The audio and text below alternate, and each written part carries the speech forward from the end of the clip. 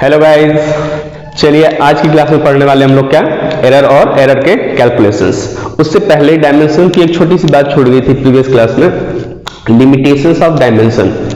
Limitations of dimension means demerits, कहां पे इसके ड्रॉबैक्स हैं, वो सारी चीजें। तो 3-4 हमें याद रख लेने हैं, जरूरत पड़ेगी तो हम उसको यूटिलाइज कर लेंगे।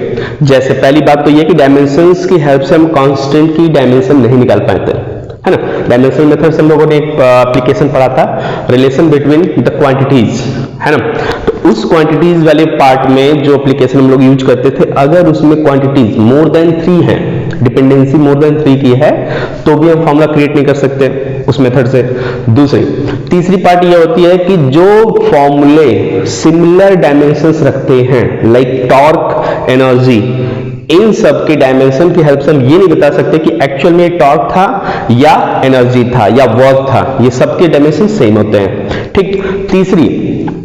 तीसरी खास बात की ट्रिग्नोमेट्री जितनी भी रेशियोज होते हैं, साइन, कॉस, टैन, कॉट, सेक, कोसेक, इनकी डायमेंशंस नहीं होती। तो ऐसे फॉर्मूले जिनमें ये आते हैं उनकी डायमेंशन हम नहीं निकाल पाते, तो ये फॉर्मूला भी क्रिएट नहीं की जा सकती। जैसे वेव इक्वेशन में आप पढ़ेंगे y = a sin omega T होता है, ये वाला पार्ट आप डिराइव नहीं कर सकते। अब जब डिपेंडेंसी की बात करोगे तो y सिर्फ किस पे डिपेंड करेगा, a पर, साइन ओमेगा टी पे तो करेगा ही नहीं करेगा, तो ये नहीं निकाल सकते। तो ऐसे कुछ फॉर्मूले जो कि डायमेंशन के मेथड से निकाले जा सकते थे, वो नहीं निकाले जा सकते। तो ऐसे 2-3 डायमेंशन के क्या थे, डीमेरिट्स से लिमिटेशंस थे, ठीक है। आगे बढ़ते हैं आज की क्लास में। आज का क्लास अपना है एरर। एरर की खास बात देखें, डेली लाइफ में जो एरर होते हैं और फिजिक्स में जो एरर है, वो बेसिकली दोनों देखे जाए तो एकदम अलग है। जैसे मैं बात करूं स्टार्ट से ही कि आप एक किसी लेंथ को नापने के लिए बोल दिए, मेजर करने के लिए बोल दिए, तो 2 स्टूडेंट गए, एक्चुअल में इसकी लेंथ है 10, है ना, सपोज कर लेते हैं कितना है, 10 है। फिर स्टूडेंट ए ने क्या नापा, पहली बार वो गया तो वो मेजर किया 8 सेंटीमीटर, सपोज ये कितना था, 10 सेंटीमीटर था। और बी था, वो गया तो उसने नापा कितना, 9 सेंटीमीटर, है ना। फिर ये कहा गया कि नहीं, ये तो गलत है। तो हम किसी भी चीज को यदि बार बार रिपीट करें, प्रोबेबिलिटी कहती है कि अगर हम नंबर ऑफ एक्सपेरिमेंट करते हैं तो जो इवेंट्स होते हैं, पॉसिबिलिटीज होती है, वो क्या होती है, क्लोज हो जाती है। तो हम अगर ऐसे इससे बोल दे कि 4-5 कर लो, इससे भी बोल दे 4-5 कर लो, और करने के बाद उनका क्या कर लेना, एवरेज ले लेना, है ना। एवरेज ले लेंगे तो हमारी वैल्यू क्या हो जाती है, क्लोज हो जाती है, एक एक्चुअल वैल्यू की क्या हो जाती है, पास आ जाती है। तो इन्होंने क्या किया, एक और एक्सपेरिमेंट किया, इन्होंने किया 12 सेंटीमीटर नेक्स्ट टाइम, है ना। एक्सपेरिमेंट करते समय एरर, गलतियां इनसे होती रही। और ये जब कैलकुलेट करने गए तो ये कर दिए लगभग, मान लेते हैं 11 सेंटीमीटर, है ना। 11 में इसको कर लेते हैं 12 इसको भी। चलिए ये देखिए, ये हमारे पास ऐसा हो गया। अब अगर हम बात करें कि इससे पूछा जाए कि कितनी रीडिंग है, तो ये क्या करेगा, उसको 8 + 12/2 कर देगा, एवरेज निकालने का ये तरीका होता है, सम डिवाइडेड बाय नंबर्स। तो ये अगर देखा जाए तो कितना जाएगा, 10 सेंटीमीटर। तो एक्सपेरिमेंटर जो ए है वो क्या बोलेगा कि 10 सेंटीमीटर इसकी लंबाई थी, और जो सुनने वाला होगा उसे लगेगा ये तो एग्जैक्ट निकाल दिया, मतलब एक अच्छा एक्सपेरिमेंट करने वाला ये है। लेकिन बी की जब कहानी आएगी तो बी कितना बताएगा, 12 और 9 कितना हो जाएगा, 21 डिवाइडेड बाई 2, ये हो गया 10.5। अब इसकी वैल्यू क्या हो गई है, अलग, 10 नहीं है, तो हम इसको बोलेंगे गलत है। ये हो गई डेली लाइफ की बात कि हम नॉर्मल डे में कैसे कहते हैं, नॉर्मल लाइफ में कैसे बात करते हैं एरर के लिए। लेकिन फिजिक्स में क्या कहते हैं एरर को, फिजिक्स ये कहता है कि अब देखिए, अब इसने पहली बार गलती की, इतने की 10 से कम किया, तो मान लेते हैं इसने कितना माइनस कम मेजर किया, -2, और दूसरी बार कितना किया, +2, है ना, ये हुआ। और ये कितना गलती किया, पहली बार -1 किया है, 10 की जगह 9, और ये दूसरी बार +2, तो गलती किसकी ज्यादा दिख रही है, ये दोनों बार गलती किया है, 2 और 2 की, एक बार माइनस में किया, दूसरी बार प्लस में, और ये क्या किया है, सिर्फ एक बार 2 किया, दूसरी बार क्या किया, 1 किया, सिर्फ 1। तो एरर की वैल्यू अगर बात की जाए तो किसकी ज्यादा है, इसकी देखी जाए तो 1 और 2 3 है, और इसका कितना हो जाएगा, 4। तो फिजिक्स में एरर ये करेगा ज्यादा, मतलब ये बैड एक्सपेरिमेंटर हो गया, और ये क्या हुआ, एक गुड एक्सपेरिमेंटर। क्लियर हुई। ऐसे ही चीजों को फाइंड आउट करने के लिए कि कौन अच्छा है, कौन बेकार एक्सपेरिमेंट करता है, या मेजर्ड वैल्यू को हम कैसे लिखेंगे, कितना एरर है, वो सारी कहानी इसमें हम पढ़ने वाले हैं। क्लियर? तो देखिए हम 3 तरह के एरर पढ़ने वाले हैं मैथमेटिकली। खैर एरर सिर्फ थ्योरेटिकली की बात की जाए तो बहुत सारे होते हैं, जैसे हम बात करें randomly error, experimental error, instrumental error, individual errors. तो ये डेफिनेशन की हेल्प से इसको हम समझ लेंगे, बहुत ही सिंपल से होते हैं। जैसे एक्सपेरिमेंटल एरर की बात करें तो एक्सपेरिमेंट न आने की वजह से जो गलतियां होती हैं उसे क्या कहते हैं हम लोग? Experimental error.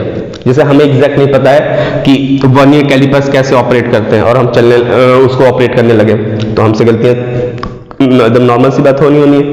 दूसरा जैसे होता है एक्सपेरिमेंटल के बाद इंस्ट्रूमेंटल। अब आपको दिया गया लेंथ नापने के लिए और आप दूसरी चीज ले लो, इसको नापने के लिए मीटर स्केल की जगह क्या ले लो? प्रोटेक्टर ले लो, कुछ ऐसी। इंस्ट्रूमेंट ही नहीं पता कि कौन सा लेना है, या हो सकता है मीटर स्केल ही ले रहे हो और मीटर स्केल पहले से ही क्या है? कुछ डैमेज है, कुछ खराब, उसमें उसकी स्पेसिंग जो थी स्टैंडर्ड जो होती है उससे अलग बनाई गई हो, तो वो एक्सपेरिमेंटल नहीं, इंस्ट्रूमेंटल गलती आ जाएगी। ठीक। इंडिविजुअल एरर की बात करें तो इंडिविजुअल एरर मतलब ग्रुप में किसी एक की वजह से जो गलती हो, या हो सकता है उसे एक्सपेरिमेंट ना आता हो, या उसे रीडिंग लेने ना आता हो, या उसे बोला गया कि तो हम रीडिंग लेकर दे रहे तुम बस लिखो, वो लिखने में कुछ गलती कर दे। तो ये सब गलतियां क्या होती है? इंडिविजुअल एरर में। वो हमारी डेफिनेशन वाली बातें हो गई। मैथमेटिकल जो एग्जाम में आते हैं वो होते हैं ये एरर्स। पहला जैसे है, नाम है इसका एब्सोल्यूट एरर। एब्सोल्यूट एरर, इस एरर की कहानी देखिए। एब्सोल्यूट एरर बेसिकली क्या होता है? डिफरेंस होता है, difference of measured value and true value. True value के हम लोग क्या नाम देते हैं? एक और जो एक्चुअल में होती है, एक्चुअल वैल्यू भी हम इसको कह सकते हैं। मतलब एक्चुअल वैल्यू जो थी कि हाँ इस बोर्ड की एरिया को हम निकाले तो वो आती है x, और जो हम मेजर करते हैं वो क्या जाता है? मेजर्ड वैल्यू मान लेते हैं y। तो x और माइनस y को डिफरेंस करके देख ले तो क्या जाएगा? हमारा एरर होगी तो अच्छी बात, नहीं होगी तो क्या जाएगा? इनसे 0 आ जाएगा। क्लियर? चलिए, तो एरर की कहानी क्या लिख देंगे? एरर का सिंपल सा formula, measured value minus actual value, ये हो गई। अब जब एक्सपेरिमेंट हम करने जाते हैं, जैसे आप 10th में जाते हैं, हम 12th के क्लासेस में जाते हैं किसी वायर का रेजिस्टेंस निकालने, किसी पोटेंशियोमीटर, अगर 12th में आप पढ़ोगे पोटेंशियोमीटर में हम वायर की थिकनेस या डायमीटर नापते हैं। इस सब चीजों में एक्चुअल वैल्यू आपको दिया ही नहीं जाएगा, बोला जाएगा जाकर कैलकुलेट करके बताओ। तो एक्चुअल नहीं पता आपको, मेजर करना ही है ये भी नहीं पता, तो एरर कैसे निकालेंगे? है ना, प्रॉब्लम तो है। तो उसके लिए इन तीनों पार्ट में से 2 तो चाहिए। मेजर्ड करने वाले हैं जो कि अननोन है, एक्चुअल भी नहीं पता है, मतलब ये दोनों अननोन, तो एक तो मिल जाए इसमें से, तो एक्चुअल को आराम से निकाल सकते हैं। कैसे? तो जो आप एक्सपेरिमेंट्स करेंगे, मेजर्ड वैल्यू निकालेंगे, वो एक नहीं निकालना, वो कितने निकालने? बहुत सारे। तो जैसे हमने बात किया A1, A2, A3, A4, A5 and so on AN, इतने सारे एक्सपेरिमेंट्स हमने किए। किस चीज के लिए? मान लीजिए है एक्सीलरेशन, किसी चीज का निकाल रहे हैं हम लोग, acceleration 1, acceleration 2, acceleration 3 and so on acceleration n तक। तो इनका पहले क्या निकालेंगे? ये हमारे बस में था ना, ये तो हम कैलकुलेट करेंगे बारी से बारी, कोई ज्यादा आएगा, कोई कम आएगा, कोई ज्यादा, कोई कम। लेकिन हमें क्या निकालना है? एक्चुअल पहले, क्योंकि एक्चुअल पता हो जाए, मेजर्ड हम निकाल ही लेंगे, तो एरर कैसे निकालेंगे? दोनों का डिफरेंस कर लेंगे। तो एक्चुअल निकालने का तरीका बता रहे हम, इन सबको ऐड कर दीजिए जो नंबर ऑफ एक्सपेरिमेंट्स किए गए हैं, और इनको डिवाइड कर दीजिए जितनी बार एक्सपेरिमेंट्स किए गए हैं, n टाइम्स, है ना। n टाइम्स हमने क्या कर दिया? डिवाइड कर दिया। अब ये जो आएगा वैल्यू, वो आएगा हमारे पूरे मेजर्ड एक्सपेरिमेंट जो वैल्यू की गई है उनका मीन। तो AM लिख लेते हैं, मतलब मीन एक्सीलरेशन कह सकते हैं हम लोग। ये कौन सी वैल्यू आई है? जो हमने एक्सपेरिमेंट किया है उसका मीन आया है। क्लियर है? अभी बात करते हैं कि पहली वाली क्या ट्रू वैल्यू थी जो एक्चुअल आई थी, तो हम बाकी क्यों किए होंगे? अगर बाकी भी सही है तो पहला ही वाला ले लिए होते। तो हम उससे बचने के लिए क्या करते हैं? सबको लेकर हमने क्या किया? ऐड किया। इससे फायदा क्या होता है? इससे फायदा होता है कि जो वैल्यू थोड़ी सी ऊपर नीचे होती है, कम या ज्यादा या एरर के साथ होती है, वो लगभग क्या हो जाती है? सही हो जाती है। तो हम इसी वैल्यू को क्यों ना ट्रू वैल्यू बोल दें? हो सकता है आराम से, क्योंकि ये तो उसी के पास जाएगा ना। तो हम इसको बोल देते हैं एक्चुअल वैल्यू। तो अब एरर का फॉर्मूला क्या हो गया हमारे पास? ये वाला error is equal to measured value minus, इसको क्या बोलेंगे हम लोग, मेजर्ड वैल्यू का क्या है, ये मीन वैल्यू है कि नहीं है। ये हो गया। अब तो हमें पता होगा ना, मेजर्ड पता होगा, उसमें से मीन निकाल देंगे, क्या जाएगा आंसर हमारा, एरर आ जाएगा। और इसी एरर को हम लोग क्या बोलेंगे, एब्सोल्यूट एरर। ये हो गया हमारे पास एब्सोल्यूट एरर। अब बात ये है कि एब्सोल्यूट एरर किस चीज में पूछेगा, इनमें पूछेगा, इनमें पूछेगा, इनमें पूछेगा, पूरे एक्सपेरिमेंट का पूछेगा, तो वो डिपेंड करता है एग्जामिनर के ऊपर किस में पूछ सकता है। जैसे मैं बात करूं पहला absolute error in first experimenter, तो कैसे लिखेंगे, डेल्टा लगाएंगे A1, ये बताता है absolute error in first experiment is equals to, क्या फॉर्मूला एरर की वैल्यू, एरर बराबर क्या है, मेजर्ड वैल्यू, तो मेजर्ड क्या किया गया था A1 और उसका मीन वैल्यू, तो मीन वैल्यू क्या आई थी AM, ठीक है। फिर दूसरा A2 क्या कर लेंगे, absolute error in second reading will be given by del A2 is equals to A2 minus AM, फिर से मेजर्ड माइनस मीन, तो मेजर्ड इस बार किसका लेंगे, दूसरे का पहले का, दूसरे का लेंगे। ऐसे करते करते हम लोग डेल्टा AN तक पहुंचेंगे, तो क्या लिखेंगे AN माइनस AM। ये जो आई है ये इंडिविजुअल्स की एब्सोल्यूट एरर है। इंडिविजुअल्स की एब्सोल्यूट एरर किस वाले की, पहले की, ये एब्सोल्यूट एरर किसकी, दूसरे की, और ये किसकी है, लास्ट वाले की, एन वाले की। अब ये बात हो गई इंडिविजुअल्स एब्सोल्यूट एरर। अगर हमसे पूछा जाता पांचवें के थ्रू कितना एब्सोल्यूट एरर हुआ है, तो हम A5 माइनस कितना कर लेते हैं, AM कर लेते हैं, यहां तक छोड़ देते अगर इतना ही पूछा होता तो। लेकिन लास्ट में पूछते हैं एब्सोल्यूट एरर इन एक्सपेरिमेंट या एवरेज एब्सोल्यूट एरर, ये दोनों के किसी के नाम से पूछ सकता है। तो एवरेज की बात ध्यान दें, एवरेज का मतलब वही होता है मीन करना, किसका, एब्सोल्यूट्स पूछा है ना।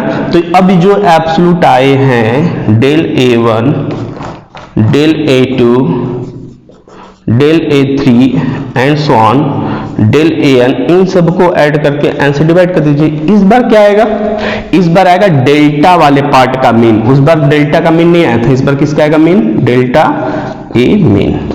और जो ये वैल्यू आएगी इसे हम कहेंगे एवरेज एब्सोल्यूट एरर, और ये हमारे पूरे एक्सपेरिमेंट का एरर है। मतलब हम जितनी बार भी किए होंगे सबका एवरेज मिलाकर इतनी हमसे क्या हुई होगी, गलती हुई होगी।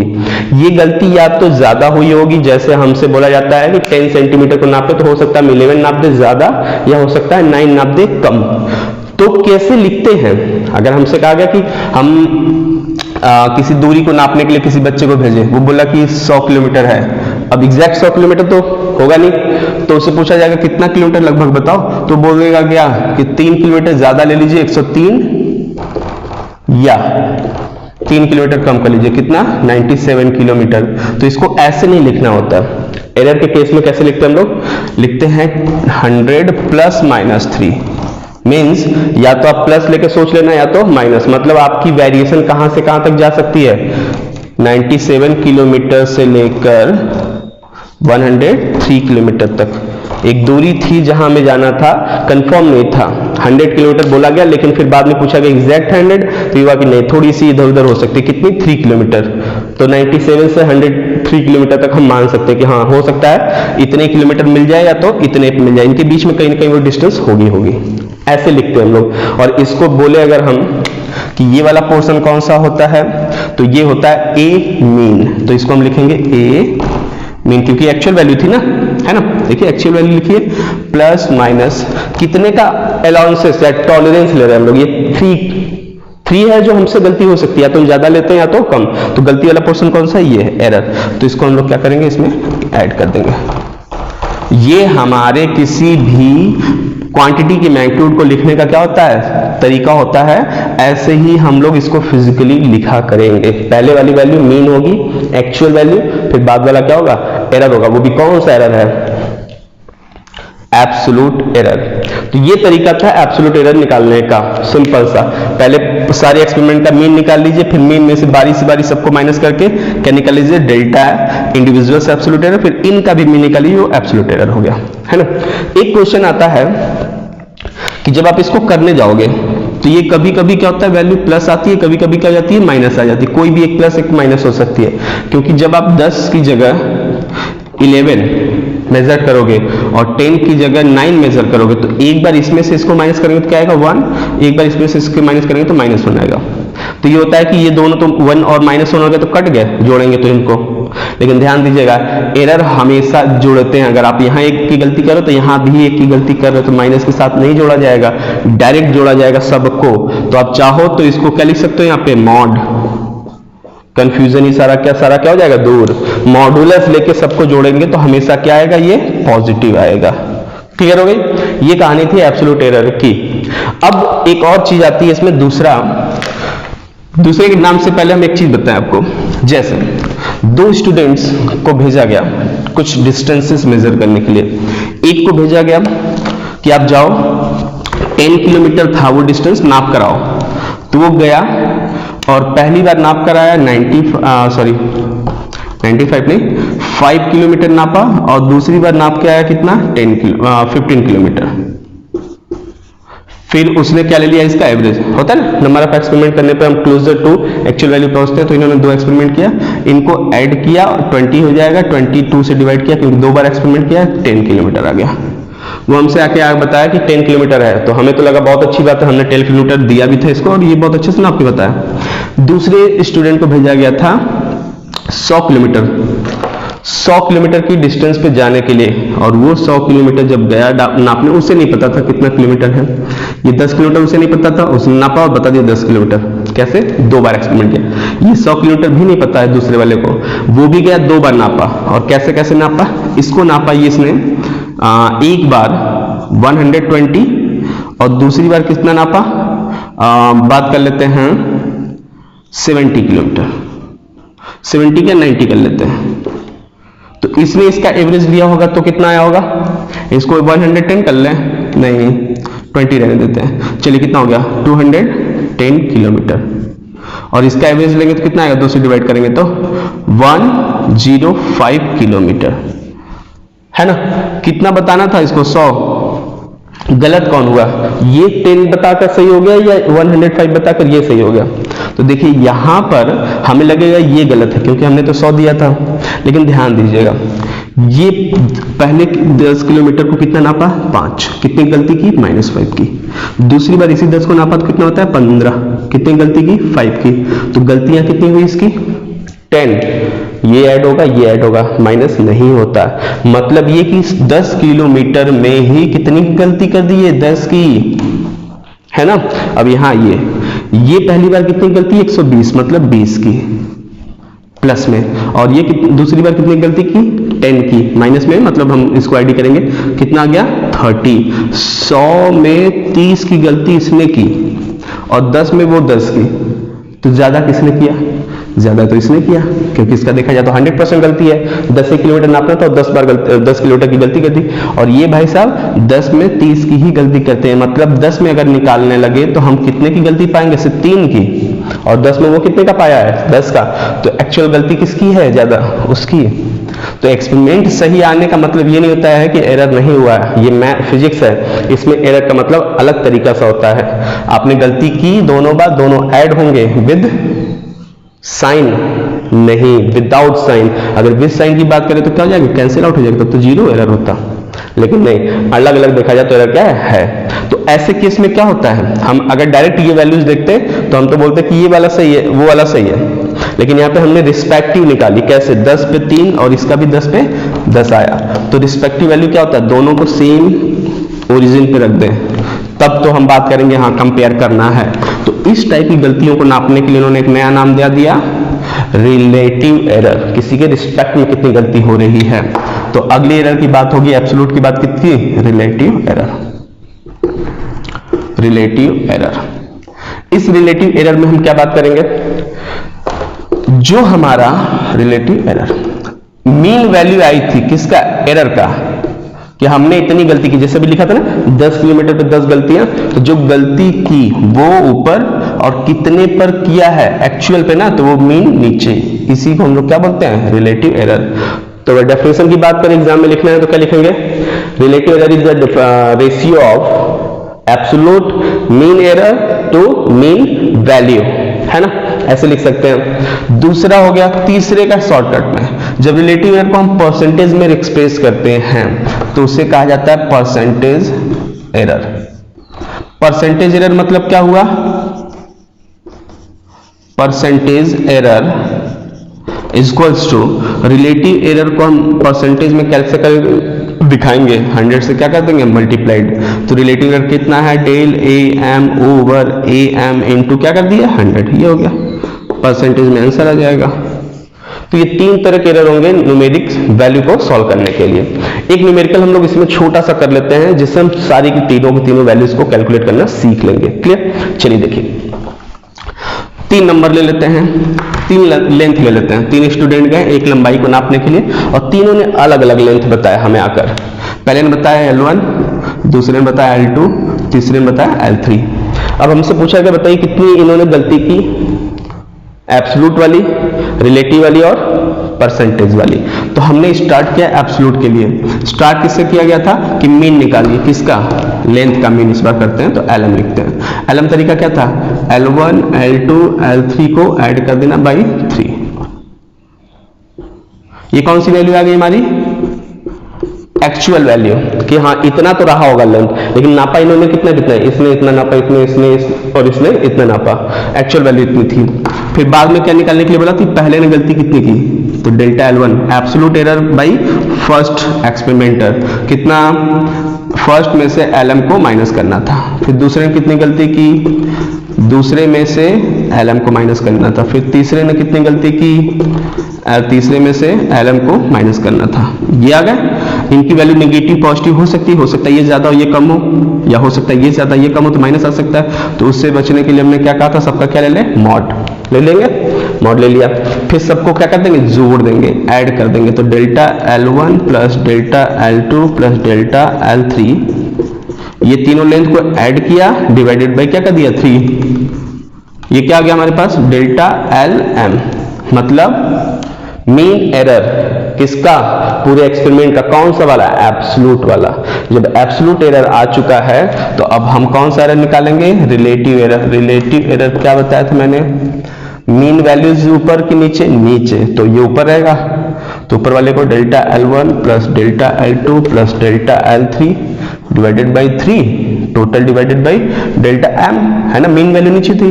तो L1 plus L2 plus L3 by 3, है ना, ये इससे कट जाएगा। तो रिलेटिव एरर क्या हुआ हमारे पास, delta L1 delta L2 delta L3 divided by L1 plus L2 plus L3, और ये हो गया हमारे पास रिलेटिव एरर। सिंपल है।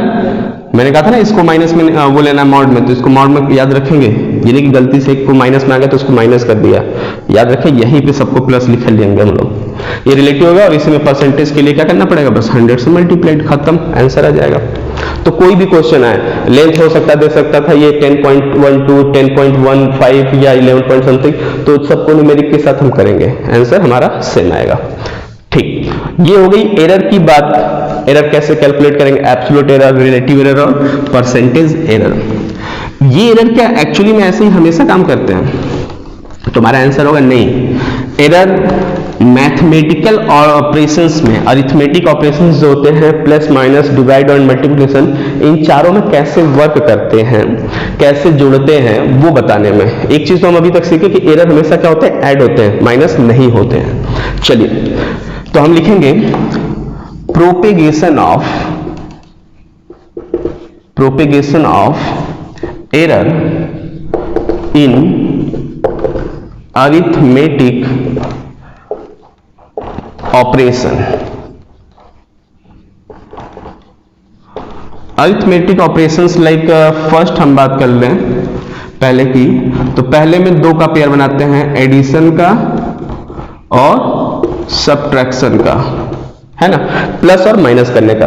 तो इनमें कैसे एरर प्रोपेगेट करता है वो देखना है। चलिए जैसे हम लोग लेट करके बता दें आपको, लेट किया हमने क्या कि पहली एक्सपेरिमेंट वैल्यूज थी A और दूसरी है B, इन दोनों को जोड़ना है या इन दोनों को क्या करना है, माइनस करना है।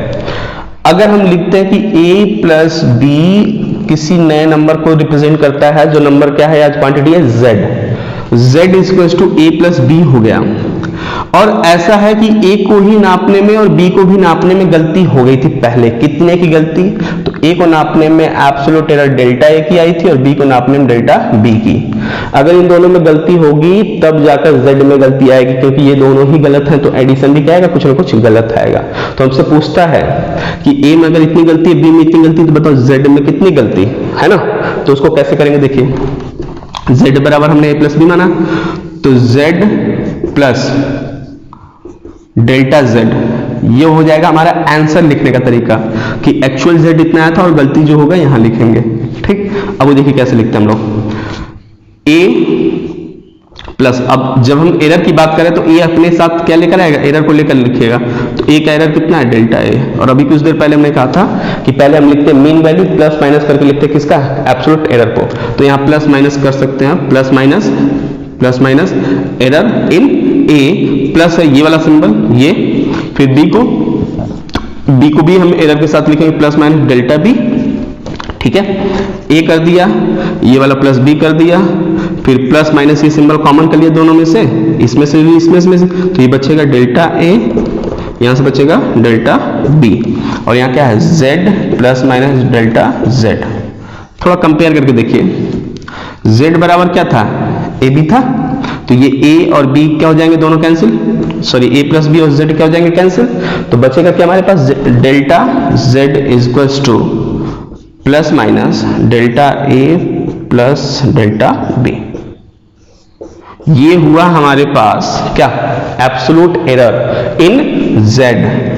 क्या पता चला हमें, absolute error in z, and z is what, a plus b।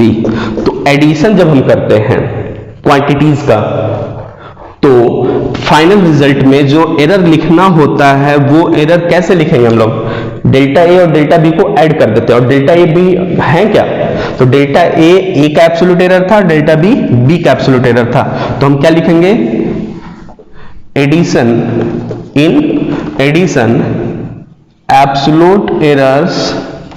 absolute errors are added up। देखिए ध्यान से, एब्सोल्यूट एरर ही तो जुड़े हैं ना, इसमें एब्सोल्यूट एरर को हम जोड़ के क्या करते हैं, आंसर लिख लेते हैं डायरेक्ट। बहुत ही सिंपल सा एक एग्जांपल लेके देखिए, समझ में आ जाएगा ये थ्योरी क्या थी। मान लेते हैं दो टाइम था हमारे पास, T1 था और T2 था। टाइम या टेम्परेचर लेते, चलिए टेम्परेचर लेते हैं। 90 प्लस माइनस 3 था और ये था 110 प्लस माइनस 2। अब हमसे पूछा गया कि एरर बताइए किसमें, T1 प्लस T2 में। तो हम T1 प्लस T2 जब करेंगे तो इनकी वैल्यूज को तो ऐड अप करेंगे डायरेक्ट। देखिए ऐड हुआ था ना, a plus B direct add हुआ था। अगर इसको ना माइनस ना करते तो ये z plus Z, delta z ही तो लिखने का तरीका होता है ना आंसर का। तो ये प्लस करते तो इन दोनों को प्लस कर लीजिए, तो ये हो जाएगा 200 प्लस माइनस। फिर डेल्टा z की जगह क्या लिखना था, ये वाली, ये और ये ही है डेल्टा a और डेल्टा b, इनको डायरेक्ट क्या कर लीजिए 5। सिंपल सा आंसर। सिमिलर प्रोसेस सब्ट्रैक्शन में भी चलेगा।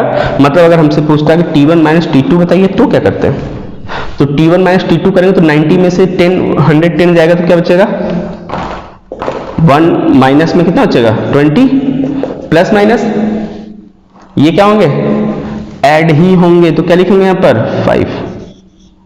ये नहीं कि माइनस हुआ तो माइनस कर दिया, एरर हमेशा जुड़ते हैं, यहां भी गलती हुई यहां भी गलती हुई, टोटल मिला कितना गलती 5। तो जब एडिशन और सब्ट्रैक्शन चलेगा तो एब्सोल्यूट एरर को जोड़ दीजिएगा। ये याद रखें, एब्सोल्यूट एरर्स हमेशा क्या होते हैं, ऐड हो जाते हैं। इनकी एब्सोल्यूट जोड़ दीजिए, खत्म आंसर। बाकी इनके साथ वही नॉर्मल मैथमेटिकल ऑपरेशंस करते हैं। क्लियर। चलिए ये तो हो गए एडिशन और सब्ट्रैक्शन की बात। अब बात करते हैं मल्टीप्लिकेशन एंड डिवीजन। ये इसमें भी सेम प्रोसेस शुरू करते हैं एकदम स्टेप बाय स्टेप। फाइनली जो आएगा उसे हम देख लेते हैं। दो क्वांटिटीज लेते हैं, ए कितनी गलती के साथ, डेल्टा ए गलती के साथ एब्सोल्यूट एरर के साथ, और दूसरी बी जिसमें कितनी गलती हो, डेल्टा बी गलती हो। अब हमसे पूछ रहा है, ए का कर लेते हैं, मल्टीप्लिकेशन का कर लेते हैं, डिवीजन उसी के बेस पे काम करता है। सी एक नया क्वांटिटी हमने सोचा, या जेड ही ले लेते हैं प्रीवियस जैसा, z एक नई क्वांटिटी है जो किससे रिप्रेजेंट होगी, a मल्टीप्लाइड b से। ऐसा इन्होंने कहा, a दे देंगे, b दे देंगे, पूछेंगे a और b की मल्टीप्लाइड वैल्यूज बताइए। तो आप क्या करेंगे, देखिए एक एग्जांपल ले लेते हैं, फिर उसको करने के बाद एग्जांपल को भी बता देंगे। एग्जांपल में लेते हैं हम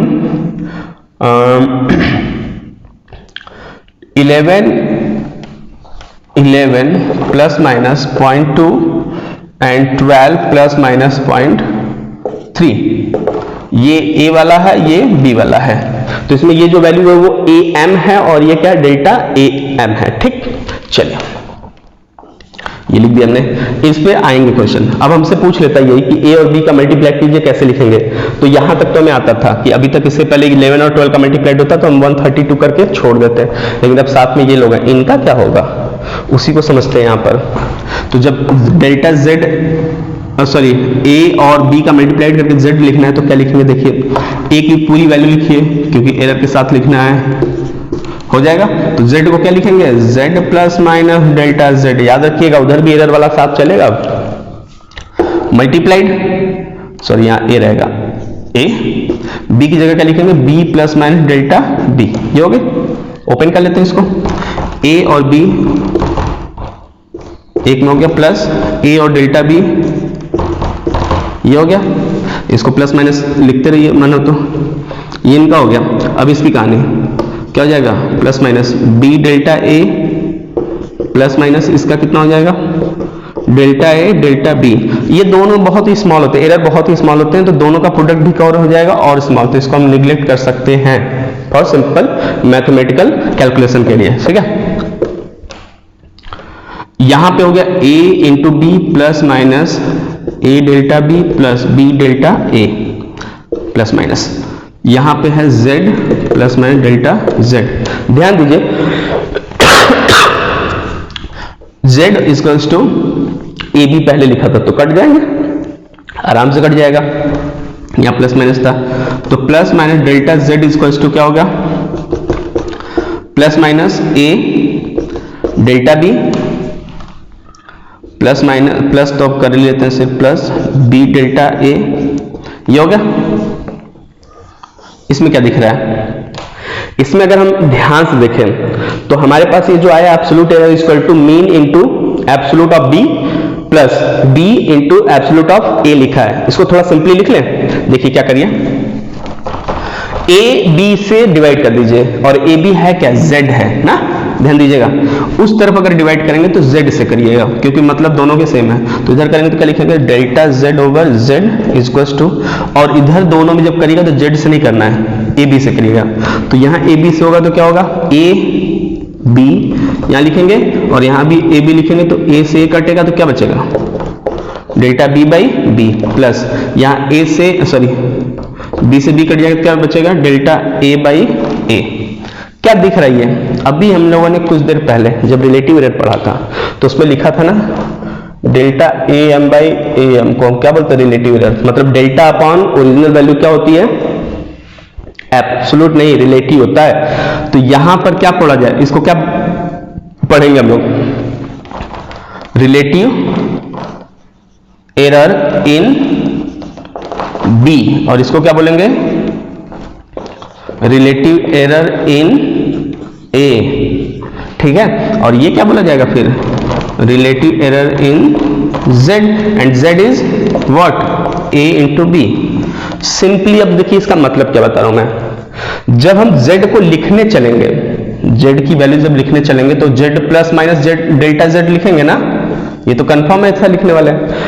ये तो आपको मिल जाएगा बेसिक, इनके जो आगे वाले पार्ट है इनको मल्टीप्लाई कीजिए, वाला पार्ट मिल जाएगा। इसकी कहानी कैसे निकालेंगे, तो इस कहानी को लिखने के लिए ये वाला फॉर्मूला याद रखिए, relative error equal to relative errors, इन दोनों के क्या करने हैं, जोड़ने हैं। इसके जस्ट पहले वाले में जब हम डिवीजन की जगह सॉरी मल्टीप्लिकेशन डिवीजन की जगह एडिशन सब्ट्रैक्शन कर रहे थे तो वहां डेल्टा z बराबर क्या आता था, सीधे ये ऐड अप होते थे, कौन से, एब्सोल्यूट, यहां रिलेटिव ऐड होंगे। ठीक, तो मल्टीप्लिकेशन और डिवीजन में कौन लोग ऐड होते हैं, in this relative errors are added up. इसमें न्यूमेरिकल्स आपके एनसीईआरटी बुक में बहुत अच्छे एक दो हैं, देखिए अब इसको कर लेते हैं तुरंत। कैसे करेंगे, पहले यहाँ पे ये मान लीजिए c बराबर लिखा है कि a इंटू बी बताइए आप, तो कैसे निकालेंगे, पहले c को तो बेसिकली निकाल लीजिए, c आराम से यहाँ लिख लीजिएगा, c आ जाएगा 12 इंटू 11, 12 इंटू 11 कितना हो गया 132, 132 यहाँ लिख दिया, प्लस माइनस। अब डेल्टा सी क्या लिखेंगे, तो डेल्टा सी की कहानी इस फॉर्मूले से, हम यहाँ लिख देते हैं सी और यहाँ लिख देते हैं सी, क्लियर है। चलिए ये तो निकाल ही सकते हैं, देखिए यहाँ पर ऊपर वाला डेल्टा होता है, यहाँ डेल्टा प्लस माइनस के बाद होता है, तो बी कैसे निकालेंगे 0.3 बाई डेल्टा बी हो गया बाई बी, बी क्या है ये वाला पार्ट है 12 प्लस डेल्टा ए बाई ए 11, ये बराबर क्या लिखना है डेल्टा सी बाई सी, है ना। देखिए लास्ट लाइन, हमें क्या चाहिए यहाँ पे लिखने के लिए, डेल्टा सी चाहिए या पूरा चाहिए, सिर्फ डेल्टा सी चाहिए, तो डेल्टा सी को पकड़ लीजिए, सी को इधर भेज दीजिए, सी ब्रैकेट में क्या हो जाएगा 0.3, तो इसको काट ले तो कितना हो जाएगा 1/40, है ना, 3 4 जा और डेसिमल है तो 1/40 हो जाएगा, और इसको काटेंगे तो कटेगा नहीं, चलिए 2/110 कर लेते हैं, ये हो गया। और c यहाँ पर आ चुका, c की वैल्यू तो पता है ना हमें, कितना आ चुका 132, तो यहाँ पे कितना लिख दीजिए 132, इस पूरे को तो सॉल्व कर लेंगे आप, सॉल्व करिएगा जो डेल्टा सी आएगा यहाँ रख दीजिएगा, क्या हो जाएगा हमारा आंसर। समझ में आई बात। अगर a प्लस बी कहता तो हम इनको जोड़ते, सीधे लिखते कितना 23 प्लस माइनस इनको जोड़ते 0.5 आंसर, लेकिन अगर मल्टीप्लाई करने को कहेगा तो इन दोनों का मल्टीप्लाई करके ये लिखेंगे और इनको ऐड नहीं करेंगे, इनका रिलेटिव एरर्स ऐड होगा, है ना। ये था हमारे पास मल्टीप्लिकेशन का और डिवीजन का कॉन्सेप्ट, ये चलेगा प्रोपेगेशन किसमें, मल्टीप्लिकेशन और डिवीजन में।